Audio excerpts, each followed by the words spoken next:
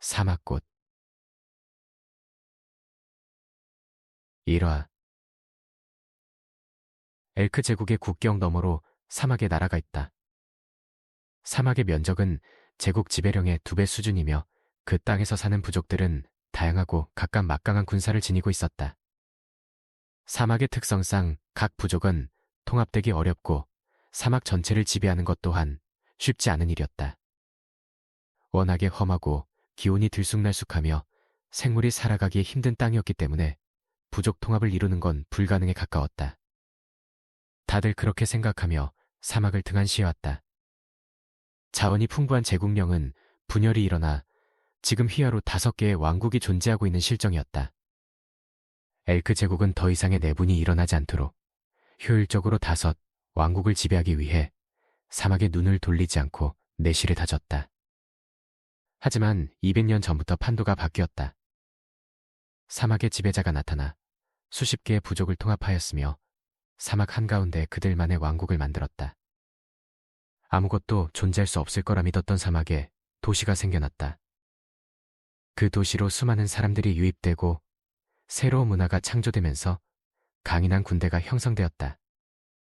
모두가 평등하고 모두가 알고 있으며 무엇이든 토론한다. 그것을 기반으로 사막의 나라는 눈 깜짝할 사이에 성장해서 정신을 차렸을 땐 그들은 제국과 5 왕국의 크나큰 위협이 되어 있었다. 그것을 깨달은 엘크 제국의 23대 황제 로우아는 전쟁을 선포하여 사막의 미개한 이들의 콧대를 꺾어버리려 했으나 돌아온 건 싸늘하게 식은 그의 시신뿐이었다. 갑작스럽게 맞이한 황제의 죽음에 제국과 5 왕국은 당혹을 금치 못했다. 그들은 대대적인 군대를 모집하여 2차 사막 정벌에 나섰다. 하지만 그들을 기다리고 있던 건 용맹한 사막의 기마 부대였다. 사막에서도 자유롭게 돌아다닐 수 있는 거대한 전차와 3인 1조로 짠 대형. 그보다 빠르게 움직이는 기마 부대와 뛰어난 실력을 지닌 궁수들. 채찍을 휘두르고 창을 다루며 기형검을 사용하는 이들은 난생 처음 보는 군대였고 대륙인들에게 엄청난 두려움을 선사했다. 하나가 되기 위해 뭉친 사막의 형제들을 이길 수 없었던 제국과 5 왕국은 한부 물러섰고 그 이후로 기묘한 휴전 상태가 이어졌다. 그건 200년이 지난 지금도 마찬가지였다. 사막과 대륙은 1년에 한 번씩 선물을 보내 형식적인 우애를 주고받았다. 사막에서 대륙으로 보내는 건 진귀한 광물과 낙타와 열매 등이었다. 사막에선 하나같이 귀한 것들이었으나 대륙인들은 그들의 미개한 문화를 알려주는 거라며 코웃음을 치곤 했다. 물론 뒤로만 그럴 뿐 사신단이 오면 성대한 연회를 열어 그들을 환영하고 보내온 선물에 대한 찬사를 늘어놓았다. 하지만 사막 사신들도 바보가 아닌 이상 대륙인들이 이중적인 모습으로 그들을 대한다는 걸 모르진 않았다. 대륙에서 사막으로 보내는 건 아름다운 직물과 세공이 된 보석, 그리고 여자였다. 사막의 지배자이자 위대한 주인에게 후궁이 될 만한 아름다운 미모의 여성들이 보내졌다. 사막에선 볼 수 없는 눈처럼 하얀 피부와 푸른 눈동자에 금발 머리카락을 지닌 그녀들의 존재는 마치 천사가 내려온 듯 달콤하고 아름답기 그지없었다. 그렇다 해서 그녀들이 모두 사막의 주인에게 선택이 되는 게 아니었다. 이번에 주인이 된 이는 10년째 여자들을 고스란히 대륙으로 돌려보내고 있었다. 개 중에는 제국의 황실과 관련이 된 여성도 있었지만 사막의 주인은 단호했다. 그녀를 받아들임으로 인해 제국과의 우애를 돈독히 하자는 사신의 말에도 여자를 써서 외교를 하려거든 다들 꺼지라는 거친 언사를 사용해 모두의 입을 다물게 했다. 여자를 사용하는 건 여러 가지 다양한 이유가 있겠지만 그 중에서도 가장 큰 이유는 첫째로 첩자, 둘째로 제국의 핏줄을 남겨서 언젠가 사막을 손에 넣고자 함이며 셋째로 여자를 써서 내부 분열을 일으키기 등이었다. 그저 순수한 목적으로 여자를 보낼 만큼 제국은 좋은 나라가 아니었다. 사막의 주인은 그 정도를 판별할 눈은 있었던 거다.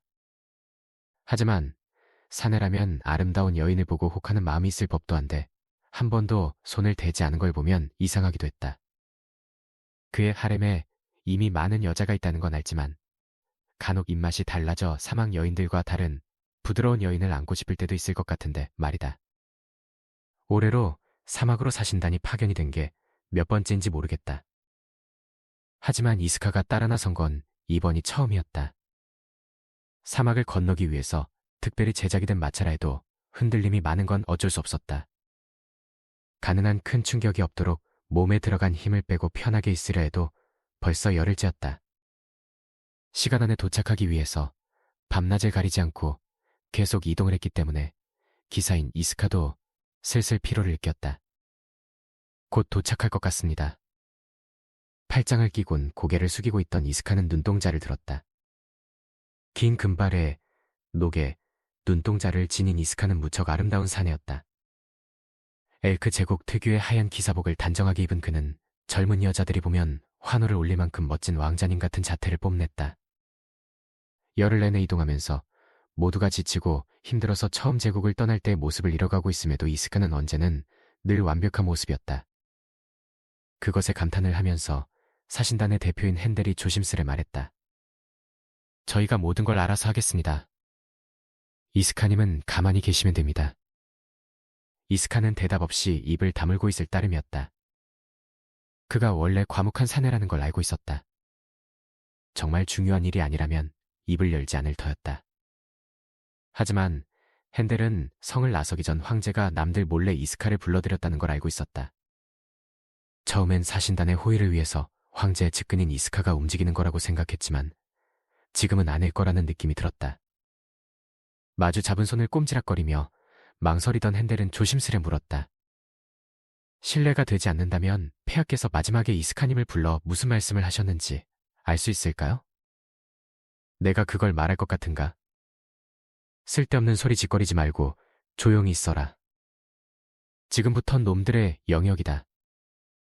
괜한 말이 흘러나가면 곤란해진다. 나오는 목소리는 무척 듣기 좋았지만 단호했다. 질타를 받은 헨델의 얼굴은 금방 파리하게 질렸다. 죄송합니다. 쓸데없는 소리를 한 것으로 인해 이스카에게 찍힌 걸지도 몰랐다. 괜한 걸 물었다며 헨델은 입을 다물고 눈을 내리떴다. 그 안색이 창백했다.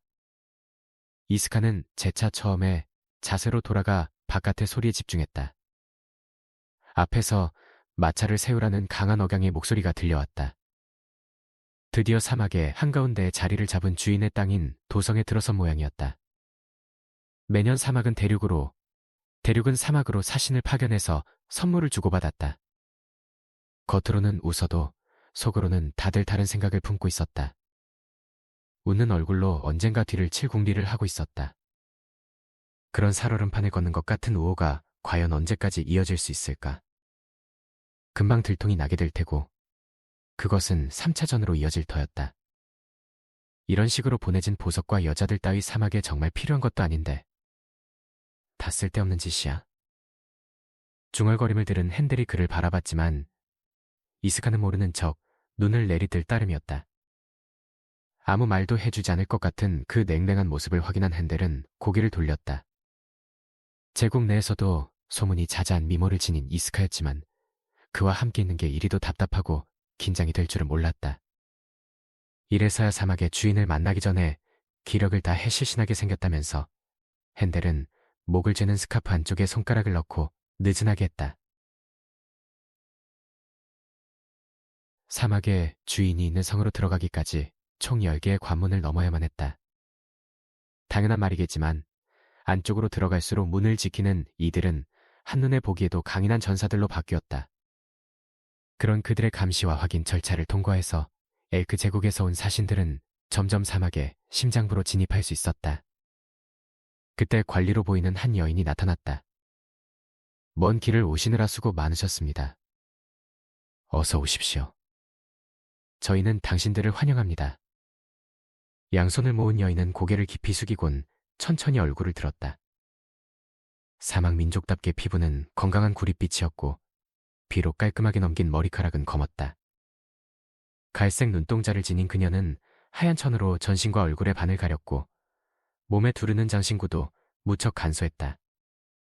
하지만 드러난 눈만으로도 그녀가 상당한 미인이라는 걸 알 수 있었다. 엘크에서 온 사신단은 맞이하는 이가 여인이라는 것에 탐탁지 않은 얼굴이 되었다.